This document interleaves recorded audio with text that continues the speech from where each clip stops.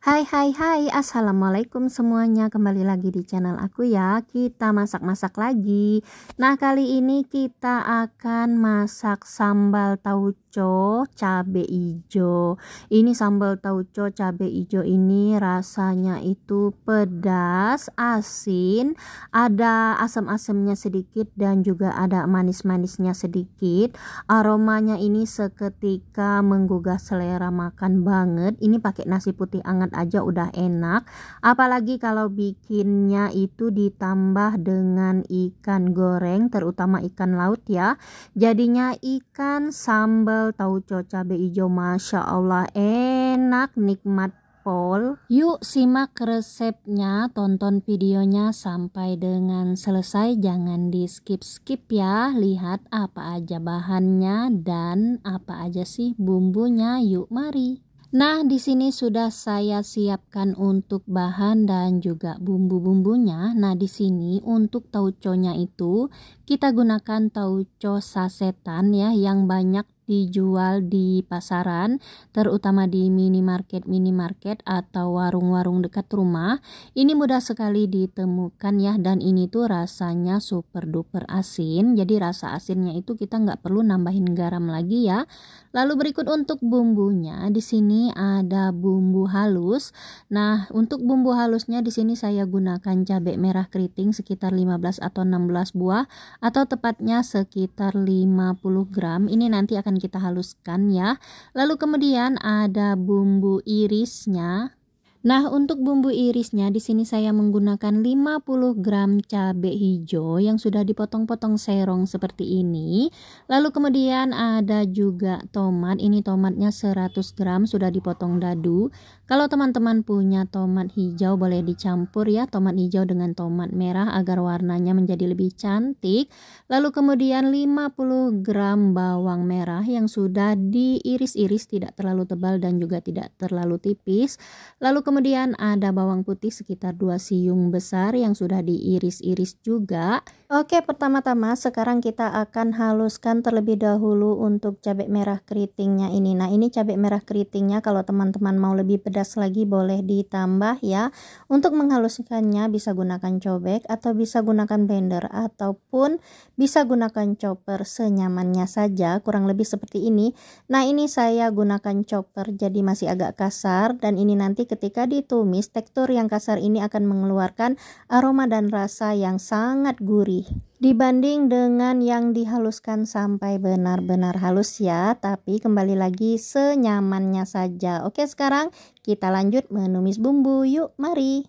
Pertama-tama kita siapkan wajan, lalu kemudian beri minyak goreng secukupnya. Lalu setelah itu biarkan minyak gorengnya hingga benar-benar panas. Setelah minyak gorengnya benar-benar suhu panas, lalu kemudian pertama-tama kita tumis terlebih dahulu bawang merah dan bawang putih. Lanjut kita osreng-osreng. Kita osreng-osreng atau kita tumis bawang merah bawang putihnya ini sampai layu dan mengeluarkan aroma wangi. Nah, kurang lebih seperti ini. Lalu selanjutnya tambahkan cabai merah keriting yang sudah kita haluskan tadi atau yang sudah kita chopper. Lalu kemudian osreng-osreng lagi, kita tumis ke semua bumbunya ini sampai benar-benar mateng dan wangi, sampai benar-benar tidak ada lagi aroma bau langu atau aroma bau bumbu yang masih mentah ya. Nah, kurang lebih seperti ini ya. Jadi warna merahnya itu semakin terang, lalu kemudian bumbunya itu sudah semakin kering dan suaranya juga sudah semakin garing, serta bumbu dan minyaknya itu sudah terpisah ya. Itu tandanya bumbunya sudah benar-benar mateng. Lalu kemudian beri sedikit air. Lalu setelah diberi sedikit air, kita tunggu sampai airnya ini mendidih, dan setelah mendidih kita biarkan kurang lebih 1-2 menit agar bumbunya bisa benar-benar tanak dan benar-benar matang ya. Dan sekali lagi ini belum sama sekali kita beri garam ya. Oke, lanjut. Setelah bumbu yang sudah kita beri air tadi dan sudah benar-benar tanak kembali bumbunya, lalu kemudian ini kita aduk-aduk. Selanjutnya bisa kita tambahkan irisan cabai hijaunya tadi. Nah, setelah kita tambahkan irisan cabai hijaunya ini, kemudian ini kita masak sebentar ya, sampai cabai hijaunya ini sedikit layu alias setengah mateng saja. Kalau cabai hijaunya tadi sudah dalam kondisi setengah mateng, lalu terakhir tambahkan potongan tomatnya tadi. Nah, setelah ditambahkan potongan tomatnya, lalu kemudian aduk-aduk sebentar, cukup sampai tercampur merata dengan bumbu saja untuk si tomatnya ini.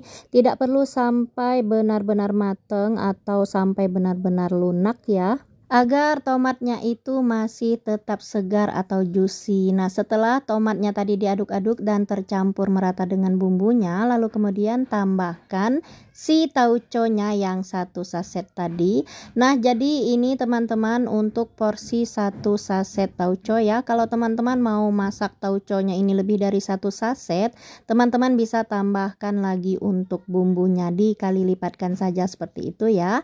Nah, setelah tauconya masuk, lalu kemudian ini kita aduk-aduk rata, gunakan api sedang agar tidak mudah gosong ya. Untuk menjadi perhatian, ini tauconya tidak saya cuci atau tidak disaring sama sekali, jadi rasa asinnya itu masih sangat asin sekali. Jadi di sini kita tidak perlu menambahkan garam sama sekali.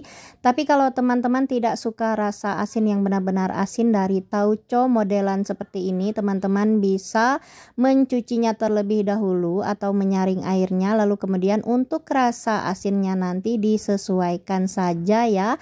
Tapi menurut saya ini tidak perlu dicuci, karena kalau dicuci nanti akan mengurangi rasa gurihnya ya. Nah, setelah tauco yang kita tambahkan tadi kita masak, dan setelah tauconya mateng, lalu kemudian tambahkan kembali air untuk membantu tauconya benar-benar matang sempurna. Lalu setelah itu ini siap untuk kita icip rasa. Nah, seperti yang saya katakan tadi, ini asinnya itu benar-benar asin, jadi kita tidak menambahkan garam sama sekali. Nah, untuk masak tauco ini sebaiknya teman-teman hindari penggunaan kecap manis ataupun persausan ataupun kaldu bubuk yang sudah ada rasa asinnya ya, karena nantinya hanya akan menyebabkan si masakan tauco kita ini menjadi sangat asin luar biasa. Jadi hindari ya. Berbeda halnya dengan gula pasir, untuk masak sambal tauco ini kita wajib banget menggunakan gula pasir ya, karena gula pasir ini fungsinya sebagai penetralisir dari rasa asam yang disebabkan dari fermentasi si kacang kedelai ini. Nah, di sini saya menambahkan gula pasirnya itu sekitar 1 sendok makan atau setara dengan 2 sendok teh, atau teman-teman bisa menambahkan gula pasirnya ini sesuaikan dengan kebutuhan teman-teman masing-masing ya. Nah, tak lupa juga selain gula pasir di sini kita juga menambahkan penyedap. Penyedapnya itu cukup MSG saja ya teman-teman.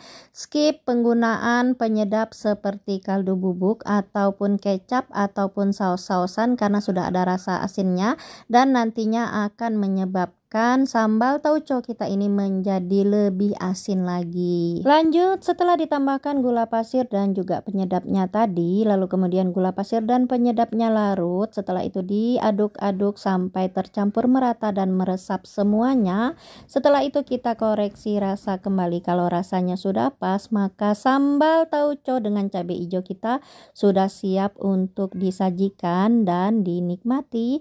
Ini dinikmati hanya bersama nasi putih hangat saja sudah cukup enaknya. Apalagi kalau sambal tauco cabai hijau ini diaplikasikan dengan bahan masakan yang lainnya seperti ikan goreng, terutama ikan laut yang sudah digoreng, ini akan nambah pol nikmatnya ya. Dan ini aromanya benar-benar sangat menggoda sekali untuk kita segera menyantapnya. Oke, terima kasih untuk yang udah menonton share resep kali ini, yaitu sambal tauco dengan cabai hijau. Semoga resepnya bisa bermanfaat dan bisa menginspirasi ya. Terima kasih banyak untuk yang sudah menonton. Jangan lupa bantu like, komen, dan share. Dan yang belum subscribe, bantu subscribe serta jangan lupa tekan tanda lonceng notifikasinya ya. Sampai ketemu di video-video resep-resep berikutnya. Assalamualaikum warahmatullahi wabarakatuh. Bye bye.